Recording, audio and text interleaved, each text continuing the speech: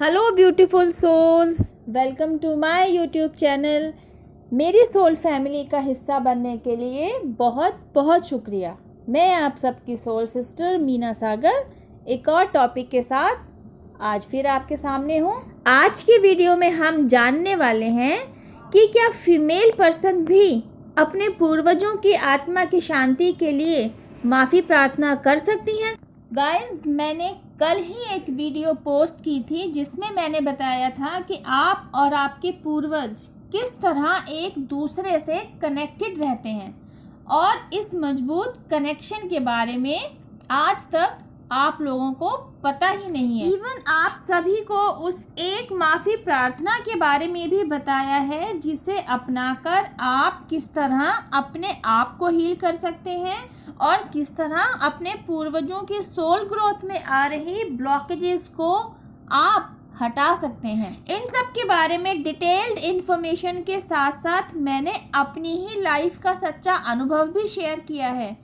इस वीडियो का link description box में आपको मिल जाएगा। मेरे कुछ फीमेल व्यूअर्स के सवालों के जवाब मैं इसी वीडियो में देने जा रही हूँ ताकि आप सब भी उन ज़रूरी सवालों के बारे में जान पाएं। एक सवाल मेरे पास आया, she was asking to me कि क्या एज अ फीमेल वे भी अपने एंसेस्टर्स की सोल ग्रोथ में अपना योगदान दे सकती हैं। एक और क्वेश्चन मेरे पास आया, किसी ने मुझसे पूछा कि अब उनकी शादी हो गई है तो क्या उनके पूर्वज बदल गए हैं। और किसी और का सवाल था कि उनकी शादी के पहले उन्हें पता था कि उनकी फैमिली पर पितृदोष है। अब क्योंकि उनकी शादी हो गई है तो अब वह अपने इन लॉज की तरफ से जो एंसेस्टर्स हैं अपने पति और अपने सासू माँ के साथ मिलकर उनके लिए श्राद्ध करती हैं।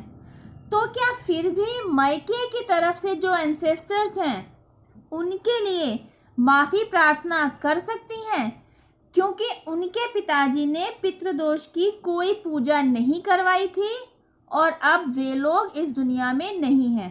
एक्चुअली उन्हें मेरा कल का वीडियो बहुत अच्छे से समझ में आया और पसंद भी आया, तो उन्होंने यह सवाल मुझसे किया कि वे अपने पिता पक्ष की तरफ से पूर्वजों की आत्मा की शांति के लिए माफ़ी प्रार्थना कर सकती हैं। चलिए एक एक करके आपके इन सवालों के जवाब देती हूँ। पहला सवाल था कि क्या फीमेल अपने पूर्वजों की आत्मा की शांति के लिए माफ़ी प्रार्थना कर सकती हैं, मतलब वह माफ़ी प्रार्थना जिसके लिए मैंने अपनी प्रीवियस वीडियो में बताया है। जी हाँ, बिल्कुल।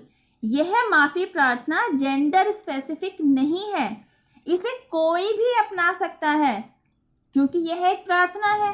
एज अ फीमेल पर्सन इस माफ़ी प्रार्थना को मैंने अपनाया है, न केवल अपने लिए बल्कि अपने पूर्वजों की सोल ग्रोथ के लिए भी मैंने इस प्रार्थना को अपनी लाइफ का एक ज़रूरी हिस्सा बना लिया है।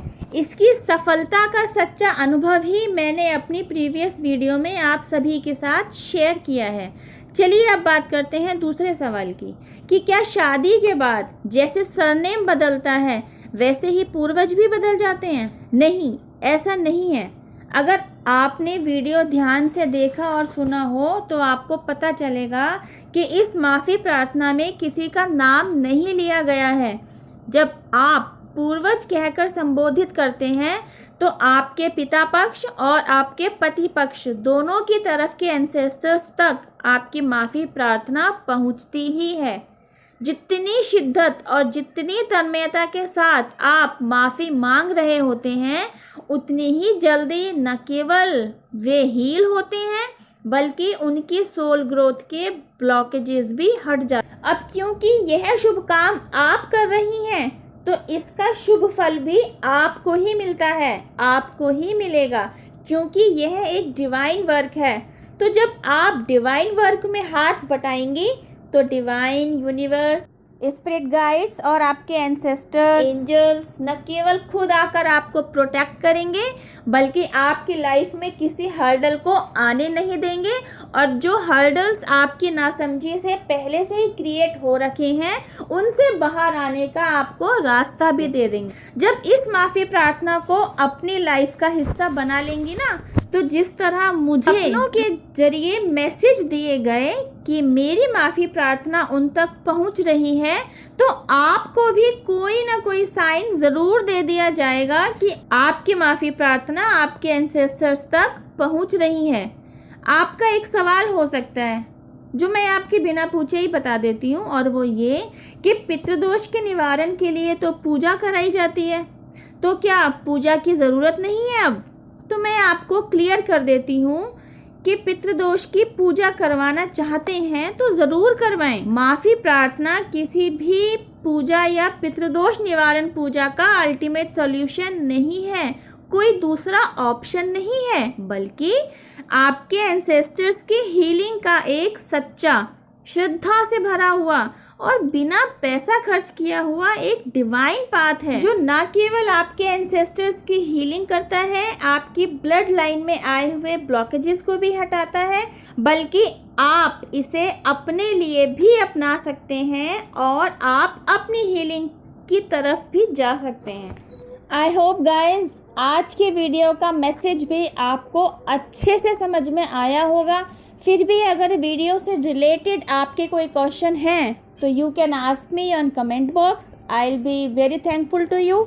आपके क्वेश्चंस पूछने से मुझे और ज़्यादा मोटिवेशन मिलता है और मुझे इस बात का एहसास होता है कि मेरी सोल फैमिली अब बढ़ने लगी है। So thank you for being a part of my soul family.